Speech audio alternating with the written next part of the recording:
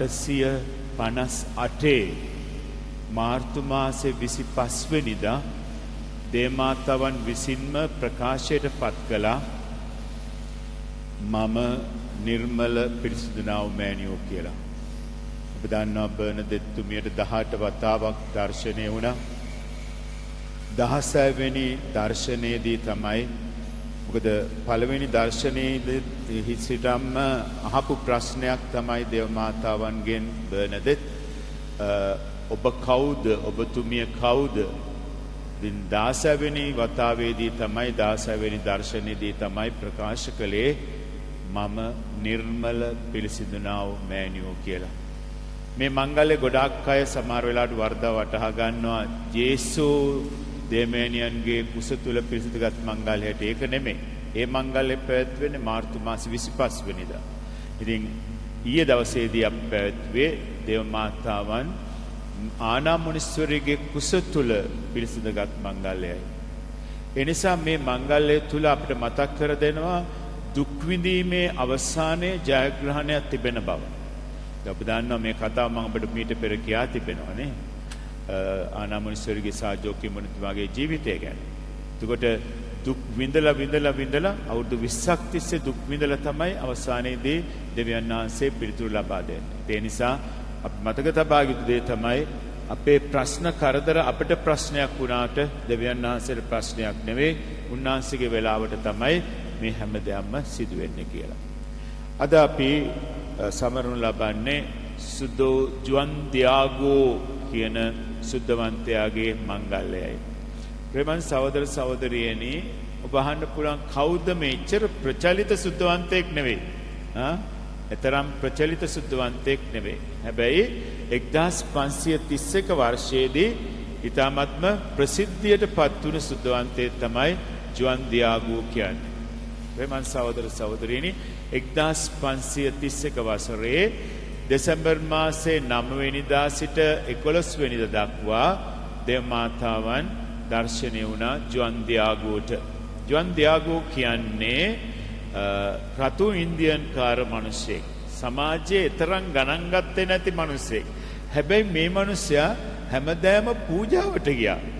සෑහෙන දුරක් ගෙවාගෙන තමයි පූජාවට ආවේ. දැන් අද අපිට හැම පහසුකමක්ම තියෙනවා. නමුත් අපිට පූජාවට වෙලාවට එන්න බැරි අවස්ථාවක් තියෙනවා. ඉරිද පූජාව ගත්තාම ගොඩාක් දෙනෙක් එනවා වෙලාවට. ඒ වගේම තවත් විශාල පිරිසක් ඉන්නවා ප්‍රමාද වෙලා එන අය. එතකොට මේ මිනිස්සයා උදේ පාන්දර නැගිටලා මේ පූජාවට එනවා. දැන් පූජාවට එනකොට ඔන්න කටහඬක් ඇහෙනවා ඌට. ජුවන් දියාගෝ බලනවා කවුද මේ කතා කරන්නේ මේ පාන්දර? කවුද මේ කතා කරන කාන්තාව? ඌ වටපිට බලනවා කවුරුත් පේන්නේ නැහැ. ඊපස්සේ උඩ බලපුවම දකින්නවා ලස්සන කාන්තාවක්. මේ කාන්තාව කියනවා ගිහිල්ලා රදගුරුතුමාට කියන්න මෙතන පල්ලියක් හදන්න කියලා. එතකොට දියාගෝ සාමාන්‍යයෙන් බිෂප් හවුස් එකට යන්න එහෙම අවසර නැහැ. ඉස්සර අද වගේ නෙමෙයි. අදත් එහෙමයි නේ. අදත් මුර්කාවල් තියෙනවා නේ. නමුත් එදා ඊට වඩා මුර්කාවල් තිබුණා රදගුරු මැදුරට ඇතුල් වෙන්නට. ඉතින් කෙසේ වෙතත් බොහොම කෙටියෙන් කිව්වොතින් බොහොම අමාරුවෙන් කොහොම හරි රදගුරුතුමාව මුණ ගැසෙන්නට යනවා. රදගුරුතුමාට කියනවා ජුවන් දියාගෝ අර ලස්සන කාන්තාවක් මම දැක්කා. ඒ කාන්තාව මට කිව්වා වහන්සේට ගිහිල්ලා කියන්න කියලා මෙතන පල්ලියක් හදන්න කියලා. දැන් රදගුරුතුමා කල්පනා කරනවා එහෙම පල්ලි හදන්න පුළුවන් එක එක කාන්තාවන් කියන විදිහට කියලා. එතරම් ආදරයකින් නෙමෙයි කතා කළේ. මේවා මේ බොරු දේවල් කියලා මේ මිනිස්සයා මේ රතුන් ඉන්දියාකාරයෙක් කවුරුත් ගණන් ගන්න නැති මිනිස්සෙක් මේ මිනිස්සයා ඇවිල්ලා කියන මට පල්ලියක් හදන්න කියලා. ඉතින් එහෙම කියපුවාම රාජගුරුතුමා කියනවා හරි ඔබ කියනවා නම් ඒ කාන්තාව ඔබට දර්ශනය වුණායි කියලා ගිහිල්ලා ඒ කාන්තාවට කියනවා මට සලකුණක් දෙන්න කියලා. මට සලකුණක් දෙන්න කියලා. දැන් ඔහු කොහොම අපරාජිතව යනවා. යන ගිහිල්ලා දෙමෙන්ට කියනවා මෑණියනි මේ මාව අරින්න එපා. මම කවුද? අපිව කවුරුත් ගණන් ගන්නෑ. අර පල්ලියේ ඉන්නේ කණු තියෙන්නේ ඒ වරින්න. ස්වාමී කෙනෙක්ව සිස්ටර් කෙනෙක්ව අරින්න. ඊට දෙමාතන් කියන්නේ මම ඔබවයි අරින්නේ මේ වැඩේට. යන්න මම ඔබට සලකුණක් දෙන්න. ඔයා එන්නකො හෙට උදේට මම සලකුණක් දෙන්නම් කියලා ඔව්ව ගෙදර ආරිනවා. ගෙදර ගියාට පස්සෙ ඔහු ඉන්නේ කුඩා පැල්පතක තමාගේ මාමා කෙනෙක් එක්ක. මේ මාමා අන්ත අසනීප වෙලා ඉන්නේ. දැන් මේ මාමා කියනවා මේ ජොන් දියාගෝ ගිහිල්ලා මට ස්වාමි කෙනෙක් කඳ ගහන් එනවා. මොකද මං කොයි වෙලාවෙ මැරෙයිද දන්නේ නැහැ. රෝගීන්ගේ ආලේපනේ ලබන්නට ඕන මම. දැන් ඔහු කල්පනා කරන දෙමෑණියොත් මට හෙට උදේ එන්න කිව්වා. මේ මාමට අන්තිම ආලේපේ දෙන්න කියලා රෝගීන්ගේ ආලේපනේ දෙන්න කියලා ස්වාමි කෙනෙක් වහගෙන එන්නයි කියලා කියනවා. දැන් ඔහු කල්පනා කරන මොකද්ද මං දැන් කරන්නේ? කාගේ ඉල්ලීමද පළමුවෙන්ම කරන්නේ? ඔහු කල්පනා කරලා ඔහු හිතනවා හරි මම හොරපාරකින් යන්නම්. හොරපාරකින් ගිහිල්ලා ඒකට දෙමෙන්නට වෙන්නේ නැහනේ කියලා ඔහු හොරපාරකින් යනවා. හොරපාරකින් යනකොට දෙමාතන් කතා කරනවා. ජොන් දියාගෝ ඇයි ඔබ මාව මග හරින්නේ? ඇයි ඔබ මාව මග හරින්නේ? එතකොට ඔහු විස්තරේ කියනවා. කියපුවම කියනවා දෙමෙන්නෝ කියනවා මම දන්නවා ඔක්කොම. ඔයා වගන කියන්න ඕනේ නැහැ. මං කියන දේ කරන්න. මෙතනදී මං ඊයේ කිව්වාගේ ලස්සන වචන ටිකක් කියනවා. මම ඔබගේ අම්මා නොවේද? දැන් මේක ඔබගේ ජීවිතේ තාමත් වැදගත් ප්‍රශ්න කරදර ලෙඩ දුක් මැද්ද යන ඔබට මේ තාමත් වැදගත් වෙනවා. මම ඔබගේ අම්මා නොවේද? දැන් මෙතනදී ජොන් දියාගෝට කියන ඔබගේ මාම මේ වෙලාවේ සනීප වෙලා හමාරයි. ඔබ කලබල වෙන්නට එපා. ඔබ කලබල වෙන්නට එපා. එහෙම කියලා කියනවා මම කියන දේ කරන්න. යන්න කඳ උඩට. කඳ උඩ තියෙන ලස්සන රෝස මල්. දැන් ඔහු දන්නවා අවුරුදු ගාණක් තිස්සේ අවුරුදු 57ක් තිස්සේ ඔහු ජීවත් වුණේ මේ මෙක්සිකෝවේ. මෙක්සිකෝයේ මේ වෙලාව මේ දෙසැම්බර් මාසේ වෙනකොට තද සීත නිසා රෝස මල් ඇති වෙන්නේ නැහැ. රෝස මල් හටගන්නේ නැහැ මේ සීතේ. නමුත් ඉතින් දෙමැණියෝ කියපු නිසා ඔහු යනවා කඳ උඩට. කඳ උඩට ගියාම ඔහු පුදුමාකාර විදිහට පුදුම වෙනවා. ලස්සන රෝස මල්. මම කවදාවත් දැකලා නැහැ ඒ වගේ රෝස මල් කියලා. ඊට පස්සේ දෙමැණියෝ කියපු විදිහට ඒ රෝස මල් කඩාගෙන ටිල්මක් කියලා ඔහු වඳිනවා. ටිල්මක් කියලා ඇඳුමක්. මේ පතොක් වලින් හදලා තිබෙන්නේ. මේක මම හිතන්නේ තරම් පැහැදිලි නැහැ. කෙසේ වෙතත් ටිල්ම එකක් කියන්නේ පතොක් වලින් හදපු ඇඳුමක්. ඒක නිකන් ඒප්‍රන් එකක් වගේ හදා ඉන්නේ තියෙන්නේ. සාමාන්‍ය හැම රතු ඉන්දියන් කාරයෙක්ම ඒප්‍රන් එක වගේ ඇඳුම දාගෙනයි යන්නේ. එතකොට දැන් තේමාතන් කියපු විදිහට ඒ මල් ටික කඩාගෙන පිළිවෙලකට ඒ ටිල්ම එකේ දා ගන්නවා. හරියට අර මේ ඒප්‍රන් එක වගේ ඒප්‍රන් එක මේ උඩට දාලා ඒ මල් ටික ඇතුළට දාලා පිටිපස්සෙන් ගැට ගහගෙන එනවා. හරියට ගැට ගහ ගන්න බෑනේ පිටිපස්සෙන්. ඊට පස්සේ ඔය දෙමෑණියන් ළඟට ආපුවම දෙමෑණියෝ මේ ඒ මල් ටික පිළිවෙලකට අඩු කරලා පිටිපස්සෙන් ලස්සනට ගැට ගහනවා. ගිහිල්ලා කියනවා දැන් ඉතින් යන්න. දැන් ගිහිල්ලා පදගුරුතුමාට කියන්න මෙන්න අර ලස්සන කාන්තාව සලකුණක් දුන්නයි කියලා. දැන් රාජගුරු මැදුරට එසේ මෙසේ ඇතුල් වෙන්න බෑනේ. කෙසේ වෙතත් ඔහු කඩාගෙන බිඳගෙන යනවා. සිකියුරිටි ගාඩ්ස්ලා ඉන්නවා. නම සිකියුරිටි ගාඩ්ස්ලා පැත්තකට දාලා කරා ඔහු දුවගෙන ගිහිල්ලා කියලා කොහොම හරි රාජගුරුතුමාගේ ඔෆිස් එකට යනවා. ගිහිල්ලා කියලා කියනවා රාජගුරුතුමනි මෙන්න දෙමෑණියෝ දුන්න ඒ කාන්තාව ලස්සන කාන්තාව දුන්න සලකුණ කියලා ඒ ටිල්ම එක පල්ලහැට දාද්දී මෙන්න දකින්න මෙන්න මේ පින්තූරය. මේ පින්තූරය තමයි අද ලෝකයේ තිබෙන පළවෙනි පින්තූරය ස්වර්ග රාජ්‍යයෙන් ලැබුණු. මේක සම්පූර්ණයෙන්ම ස්වර්ග රාජ්‍යයෙන් ලැබුණු සුවිශේෂ තිලනයක්.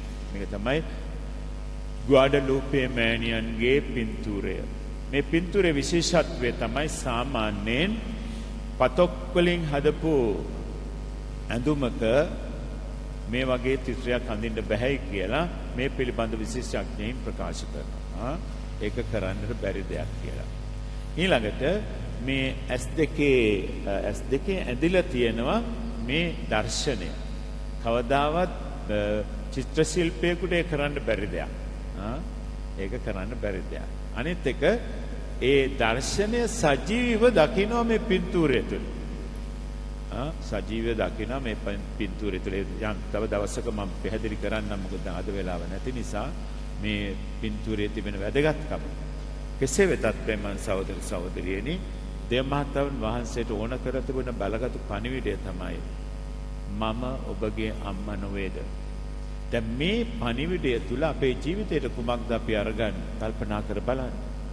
මම ඔබගේ අම්මා නොවේද. ඒකට දේවමාතාවන් නොඑක් තැන්වල දර්ශනය වෙලා ප්‍රකාශ කරන්නේ එතුමියගේ ආදරය මොනතරම් ගැඹුරුද කියන එකයි. ඒ නිසා මතක තියාගන්න මම ඊයේ කිව්වාගේ දිනපතා සුද්ධෝ ජප්මාලේ උච්චාරණය කිරීමේ වැදගත්කම ඉතා වැදගත් වෙනවා. අපි යාක්ෂා නොකරනකොට අපි සම්පූර්ණයෙන්ම විනාශ වෙනවා. ඒ වගේම යාක්ෂාව තුළ යම්කිසි පරිත්‍යාගයක් තියෙන්නට ඕන. ඊයේ මම ඔබට ප්‍රකාශ කළා බර්නදෙට් කියපු ඒ වදන් ටික. බර්නදෙට් ඔතන වලක් හරන්න. මොකද බර්නදෙට් දෙවමෑණියෝ දර්ශනීය ඌර මඩනාන තැනක ජරාව තිබෙන තැනකයි නේ. එතකොට දේවමාතාවන් කියනවා ඔතන වලක් හරන්න. දැන් වලක් හරපුවම එන්නේ ජරා වතුර. බොහොම අමාරුවෙන් තමයි ඒ වතුර ටික බොන්නේ. අවසානයේදී කියන ඔතන තියෙන තනකොළ කන්න කියලා. දැන් ඔතන බලාගෙන හිටපු කීප දෙනෙක් හිටියා. අනිවාර්යයෙන්ම ඒ වෙලාවේ කියන්නට ඇති මහා පිස්සියෙක් කියලා. කවදාවත් දෙවමෑණියෝ කියනවාද මේ වගේ දෙයක් කරන්න කියලා මඩ වතුර බොන්න කියලා, මඩ වතුර මූණේ උලා ගන්න කියලා, නැත්නම් මේ තනකොළ කන්න කියලා. ඒතර දේවමාතාන් මොකද්ද කියන්නේ? එතුමී කියනවා මම ඔබට මේ දේවල් කරන්න කියන්නේ වෙන කිසි දෙයක් නිසා නෙවෙයි, පෞකාරයන්ගේ සිත් හැරීම සඳහා. ඉතින් දේවමාතාවන් අම්මා කෙනෙක් වශයෙන් දරුවෝ නරකාදියට යනවට කැමති නැහැ. ඒ නිසා තමයි තැන් වල දර්ශනය වෙලා ප්‍රකාශ කරන්නේ. දැන් ඇති පව් කෙරුවා, දැන් ජේසු වෙත හැරී එන්නට කියලා. ඒ වගේම අපිට මතක් කරන්න කැමතියි අපි අද ලූර්දු වතුර කියලා බොන්නේ. එදා ඒ බර්නදෙට් හාරපු වලෙන් එන වතුර තමයි. එදා ඉඳන් 1858 ඉඳලා 58 ඉඳලා අද වෙනකම් ඒ දියවුල්පත හිඳුනේ නැහැ. වතුර ගැලුම් ලක්ෂ ගණක් කෝටි ගණනක් සෑම දවසකම නිකුත් වෙනවා. ඒ වලින් සමහර රෝගීන් සුවේලා තිබෙනවා. ඔබ ගිහිල්ලා තිබෙනා ලූර්දුවට ඔබ දකිනවා අර ඒ වතුරට මිනිසුන්ව මේ බස්සලා සුවේ සඳහා යාක්ෂා කරනවා. ගොඩාක් අය සුව වෙනවා. ඒ නිසා ප්‍රේමන් සහෝදර සහෝදරියනි දෙමෙන්ගේ මාතෘක රැකවරණයේ ආශිර්වාදය අපිට අත්‍යවශ්‍යම කාලයකයි ඉන්නේ. අපි සුද්ධෝ ජපමාලේ අමතක කරන්නට එපා. හොඳට මතක තියාගන්න අපි සුද්ධෝ ජපමාලේ අමතක කරනවා කියන්නේ අපි දෙමෙන්ගෙන් සම්පූර්ණයෙන්ම ඈත් වීමයි.